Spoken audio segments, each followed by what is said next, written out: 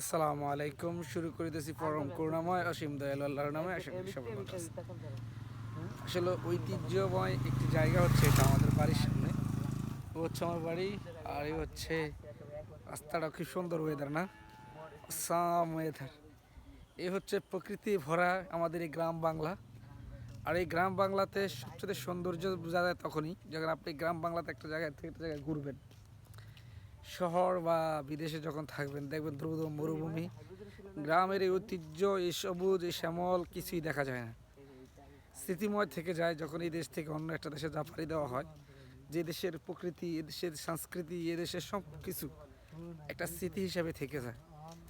আর সে স্মৃতিকে বহন করে 1 বছর, 2 বছর, 3 বছর করে 4 বছর এরকম মিলে কেউ 5 বছর, 10 বছরও খাটিয়ে দেয় শুধু সামান্য গ্রামের স্মৃতিকে গ্রহণ করে।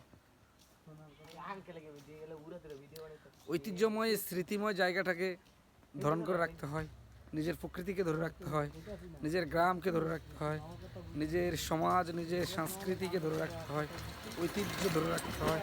তাহলে এই সমাজের যেই নিয়ম কানুনগুলো কিছু জানা যায়। আমার কাছে খুবই ভালো লাগে যখন গ্রাম বাংলাতে এত সুন্দর সুন্দর জায়গাগুলো দেখা যায়। আর দেখুন প্রকৃতি কেমন, বাংলাদেশের ওয়েদার সবুজে শ্যামলে ভরা আমাদের এই বসুন্ধরা। আসলে আমাদের এই দেশটা না প্রকৃতিতে পুরোই ভরা, কিন্তু আমরা আমার দেশটাকে অনুভব করতে পারি না, অনুকরণ করতে পারি না। যদি অনুভব আর অনুকরণ করতে পারতাম আমার দেশটাকে, আমার দেশের সংস্কৃতিকে, তাহলে আমাদের প্রত্যেকের ভিতরে একটা দেশপ্রেম জাগ্রত হতো। আমরা অযথা বৃক্ষকে ধ্বংস না করি, আমাদের বৃক্ষ রক্ষা করি, তাহলে আমাদের সংস্কৃতি আর ঐতিহ্য ফিরে আসবে। কত সুন্দর না?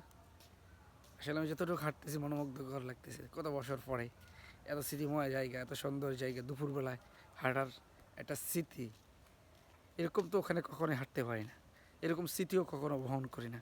আর ওখানে সব দেখছি মরুভূমি। হ্যাঁ, ওরা টাকা দিয়ে ওরা টাকা দিয়ে ওদের দেশকে সাজায়, আর আমার দেশ আমার আল্লাহ সাজিয়ে দিয়েছেন। ওদের কাছে কোটি টাকা আছে, টাকার মাধ্যমে ওরা ওদের দেশকে সাংস্কৃতিক একটা জায়গা নিয়ে পৌঁছায় টাকা ঢাইলা। আর আমাদের কাছে সে আল্লাহর দেওয়া প্রদত্ত নেয়ামত, যে ওরা আল্লাহই আমার দেশটাকে সাজিয়ে দিয়েছেন সংস্কৃতি, সৌন্দর্যে, উপরূপভাবে ওয়েদার সব কিছু দিয়ে। তারপরে আমার দেশটার প্রতি কিছু কিছু অসাধু মানুষ এই জায়গায়, এই যে অসাংস্কৃতিক কারণবশত মানুষের কারণে জীবনে সব নষ্ট হয়ে যায়। না না, আমরা আমাদের ঐতিহ্যকে ফিরিয়ে আনবো ইনশাল্লাহ, আমরা আমাদের সংস্কৃতিকে ফিরিয়ে আনবো, আমরা আমাদের স্মৃতিময় জায়গাটাকে ফিরিয়ে আনবো। আমরা মনে রাখবো যে এই দেশ আমার, এই দেশের মাটি আমার, এটা রক্ষা করার দায়িত্ব আমার। তাহলে এই দেশ একটি জায়গায় যাবে, আর নয়তো এই দেশ অচিরে ধ্বংস হয়ে যাবে। মনে রাখবেন। আসসালামু আলাইকুম।